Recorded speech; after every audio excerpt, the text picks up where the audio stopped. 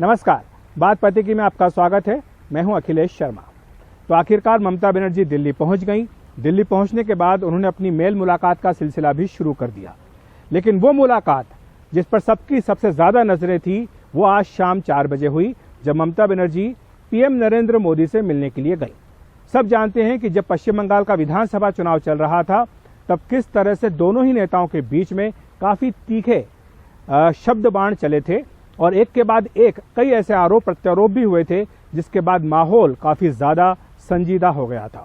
लेकिन चुनाव नतीजे के बाद भी रिश्तों में जो खटास आई थी वो दूर नहीं हुई थी।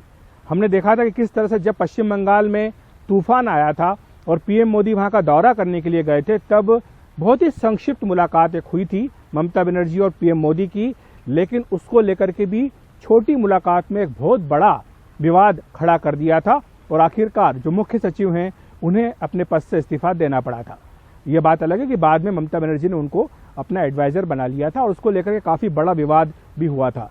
लेकिन आज जो बैठक हुई है, ये बैठक अपने आप में कई सारी चीजें बयान करती है। वैसे तो जो भी नया मुख्यमंत्री बनता है, जब वो दिल्ली पहली बार आता है तो प्रधानमंत्री, राष्ट्रपति, उपराष्ट्रपति, तमाम संवैधानिक पदों पर आसीन व्यक्तियों से उनकी मुलाकात जो होती है वो एक रूटीन कर्टसी मुलाकात होती है। लेकिन इस मुलाकात पर सबकी नजरें थी, क्योंकि ममता बनर्जी की नजरें 2024 पर हैं। उनकी जो दिल्ली की यात्रा है वो छोटी यात्रा नहीं है, लंबी यात्रा है, कई दिनों की यात्रा है। इस यात्रा के दौरान वो कई जो विपक्ष के नेता हैं उनसे मुलाकात करने जा रही हैं। आज भी कांग्रेस के 2 वरिष्ठ नेता कमलनाथ और आनंद शर्मा ममता बनर्जी से मिले। इसके साथ साथ कल वो सोनिया गांधी से मिलने जा रही हैं। दिल्ली के मुख्यमंत्री अरविंद केजरीवाल से भी उनकी मुलाकात होगी। सपा अध्यक्ष अखिलेश यादव भी उनसे मिलेंगे। तो ऐसे में ममता बनर्जी खुद को एक राष्ट्रीय स्तर पर, राष्ट्रीय फलक पर स्थापित करने की कोशिश कर रही हैं और इसीलिए ये जो बैठक आज हुई थी ममता बनर्जी और मोदी की, इस पर सबकी नजरें बॉडी लैंग्वेज पर लगी रही कि आखिर जब दोनों नेता मिल रहे हैं तो किस तरह की मुलाकात होती है, किस तरह की बातचीत उनके बीच होती है। 2 फोटो मैं आपको दिखाना चाहूंगा। एक तो ये वाला फोटो है जो पीएमओ ट्विटर हैंडल की ओर से जारी किया गया है इस बैठक के बारे में, जिसमें कि दोनों कुर्सी पर शांति से बैठ करके बातचीत कर रहे हैं। लेकिन एक दूसरा फोटो है जो पीएमओ हैंडल पर नहीं आया लेकिन सोशल मीडिया पर काफी चला है, जिसमें पीएम मोदी हाथ जोड़कर, सिर झुकाकर ममता बनर्जी का अभिवादन कर रहे हैं और ममता बनर्जी उनका अभिवादन स्वीकार कर रही है हाथ जोड़ करके। तो ये जो बाद वाला फोटो है इसको लेकर के काफी कयास लग रहे हैं कि ये फोटो पहली बात तो आया कहां से।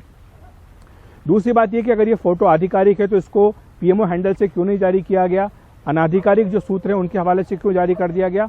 और इस फोटो में जो पीएम मोदी की बॉडी लैंग्वेज है वो क्या कह रही है, जिस तरह से वो हाथ जोड़ करके, सिर झुका करके ममता बनर्जी का अभिवादन कर रहे हैं, क्या ये भारतीय संस्कृति की और जो आरएसएस की संस्कृति का उसका परिचय है कि एक महिला के सामने इस तरह से उनका सिर झुका करके अभिवादन करना, या फिर जो जीत ममता बनर्जी की हासिल हुई है उसका एक्नॉलेजमेंट है।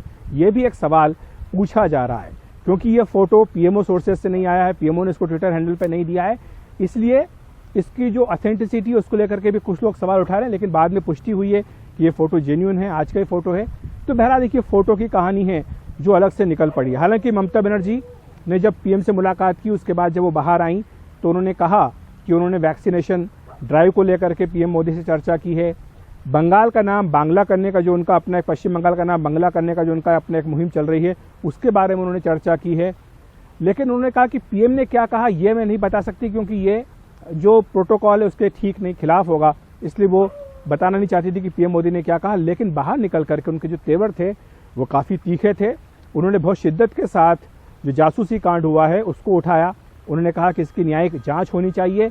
हम सब जानते हैं कि इस मामले में अभिषेक बनर्जी जो कि ममता बनर्जी के भतीजे हैं, उनका नाम भी आया है कि उनके फोन को भी सर्वेलेंस में लगाया गया था।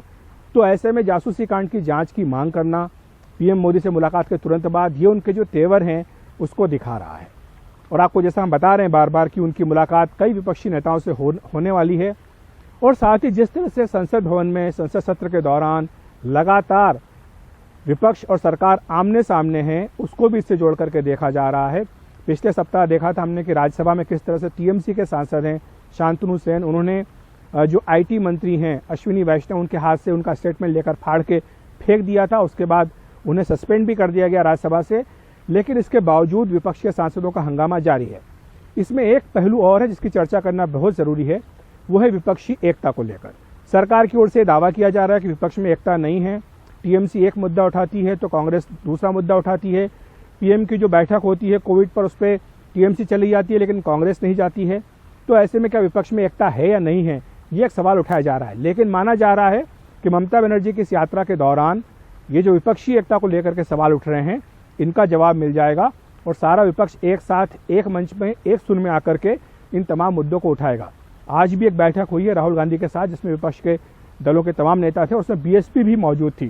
तो ये अपने आप में काफ़ी दिलचस्प है और निश्चित तौर पर ममता बनर्जी की यात्रा जो हो रही है दिल्ली में, ये 2024 के लिए प्लेटफॉर्म तैयार करने की भी कोशिश हो सकती है। हमने देखा था कुछ दिनों पहले जो टीएमसी की ओर से एक बड़ी रैली हर साल होती है कोलकाता में, इस साल जब हुई थी तो दिल्ली में कॉन्स्टिट्यूशनल क्लब में उसका लाइव टेलीकास्ट जब कराया गया था तो विपक्ष के प्रमुख नेताओं को भी उसमें बुलाया गया था। तो ममता बनर्जी विपक्ष के नेताओं में अपनी स्वीकृति को बढ़ाने की पूरी कोशिश कर रही हैं और आज कम से कम जो मोदी ममता मीटिंग का मोमेंट है उससे हमें यह पता लग रहा है कि आने वाले दिनों में ममता बनर्जी के तेवर और ज़्यादा तीखे होने वाले हैं। तो बात पते की में इतना ही। देखते रहिए एनडीटीवी इंडिया।